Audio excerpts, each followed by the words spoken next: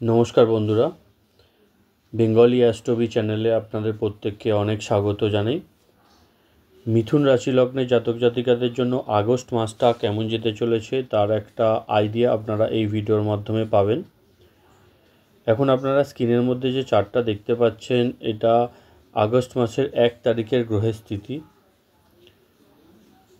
এখানে এই মাসে দুটো পরিবর্তন আমরা দেখতে পাবো। 17ই আগস্ট রবি আপনাদের সেকেন্ড হাউস থেকে বেরিয়ে আপনাদের থার্ড হাউসে চলে আসবে এবং 21শে আগস্ট শুক্রদেব আপনাদের লগ্ন থেকে বেরিয়ে আপনাদের দ্বিতীয় স্থানে চলে আসবে। মূলত এই দুটো পরিবর্তন এই মাসে হবে।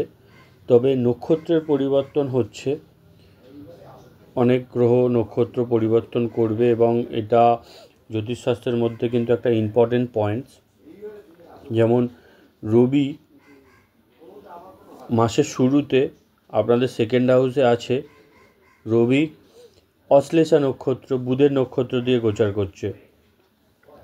যখনই রবি আপনাদের থার্ড হাউসে চলে আসবে, প্রথমেই কিন্তু রবি মঘা নক্ষত্রে কেতুর নক্ষত্রের মধ্যে প্রবেশ করবে এবং কেতুর সাথে রবি কিন্তু গ্রহণযোগ তৈরি করে। রাহু কেতুর সাথে যখনই রবি চন্দ্র চলে আসে তখন কিন্তু গ্রহণযোগ তৈরি হয়। তার একটা প্রভাব আপনারা অবশ্যই দেখতে পাবেন, সেটা নিয়ে আমি আগে আলোচনা করব।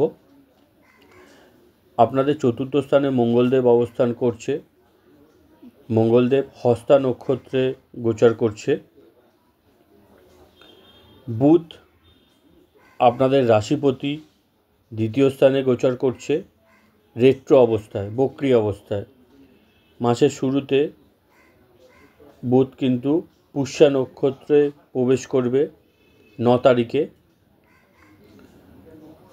পুষ্যা নক্ষত্রের মধ্যে প্রবেশ করবে এবং 11 তারিখে বুধ কিন্তু ডাইরেক্ট হয়ে যাবে, মানে রেট্রোগ্রেড থেকে বুধ তার নিজস্ব ডাইরেক্ট মোশনে চলে আসবে। এটা আপনাদের জন্য খুবই পজিটিভ পয়েন্ট। বুধ যেহেতু আপনাদের রাশিপতি, চতুর্থপতি এবং ডাইরেক্ট হয়ে যাওয়ার জন্য বেশ কিছু বিষয়ে যেসব আপনারা বাধাবিঘ্নগুলো প্রবলেমগুলো ফেস করছিলেন সেগুলো কিন্তু এবার আপনারা ইজি ওয়েতে কাজগুলো সম্পূর্ণ হচ্ছে সেগুলো লক্ষ্য করতে পারবেন। এ মাসে বেশ কিছু বিষয়ে একটু যোগাযোগ ব্যবস্থাও আপনাদের বাড়বে, সেটাও আপনারা লক্ষ্য করতে পারবেন। নতুন নতুন অপরচুনিটিস আপনারা এই মাসে দেখবেন। প্রথমে শরীর স্বাস্থ্যের কথা বলবো। শরীর স্বাস্থ্য ওভারঅল এখানে আপনাদের ভালো থাকছে। মাসের মিডিলে একটু হাঁটু ব্যথা, এরকম সমস্যা, পায়ে ব্যথার সমস্যা বেশ কিছু মিথুন রাশি লগ্নে জাতক জাতিকাদের থাকতে পারে। তবে ওভারঅল শরীর স্বাস্থ্য এখানে আপনাদের পজিটিভই থাকবে। আর্থিক দিকের কথা বললে সপ্তাহের প্রথম দিকটা একটু আর্থিক সমস্যা আপনারা পড়তে পারেন, একটু টানাটানির মতো পরিস্থিতি এখানে তৈরি হতে পারে। তবে বুধ যখনই ডাইরেক্ট মোশনে চলে আসবে 11 তারিখের পর থেকে আস্তে আস্তে আর্থিক দিকটাও আপনারা পজিটিভ লক্ষ্য করবেন। টাকা পয়সার আগমন তারপর থেকে ভালো হবে। ছোটোখাটো ভ্রমণে আপনাদের অর্থ ব্যয় হওয়ার সম্ভাবনা এই মাসে দেখা যাচ্ছে। যারা ব্যবসা বাণিজ্যের সাথে যুক্ত আছেন তাদেরকে বলবো যে আপনাদের যারা কর্মচারী আছে তাদের উপর অন্ধবিশ্বাস রেখে এই মাসটা চলবেন না, তাহলে কিন্তু আপনাদের ঠকতে হতে পারে।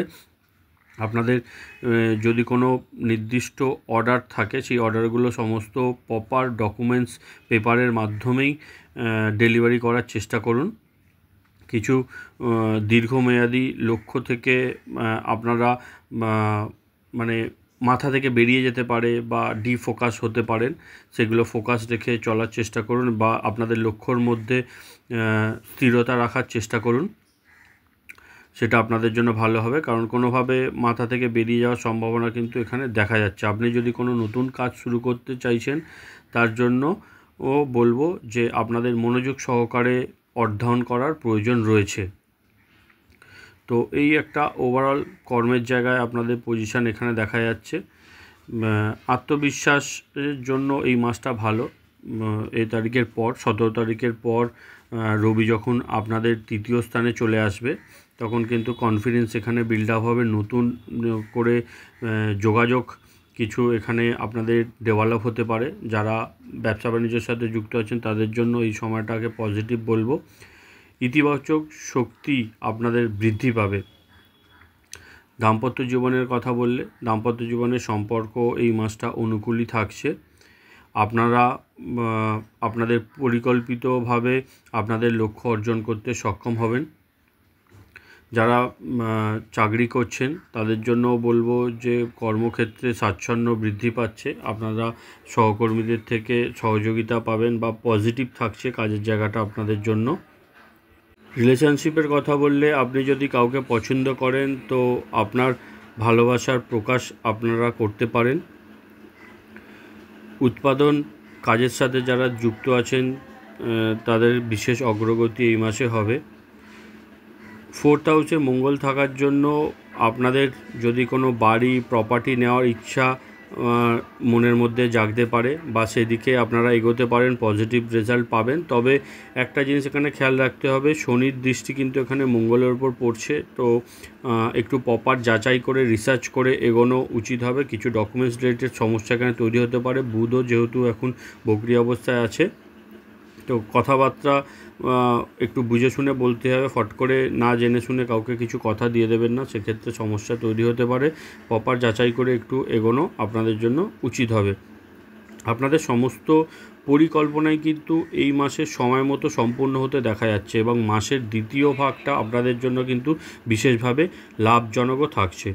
তো মিথুন রাশি লগ্নের জাতক জাতিকাদের জন্য ওভারঅল যদি দেখা যায় এই মাসটাকে কিন্তু আমি পজিটিভ বলবো। মাসের প্রথমের থেকে মাসের সেকেন্ড হাফটা বেশি পজিটিভ আপনাদের জন্য লক্ষ্য করা যাচ্ছে। তো বন্ধুরা, এই ছিল মিথুন রাশি লগ্নের জাতক জাতিকাদের জন্য আগস্ট 2025-এর মাসিক রাশিফল। ভিডিওটি যদি ভালো লাগে একটু লাইক করে দেবেন। ধন্যবাদ।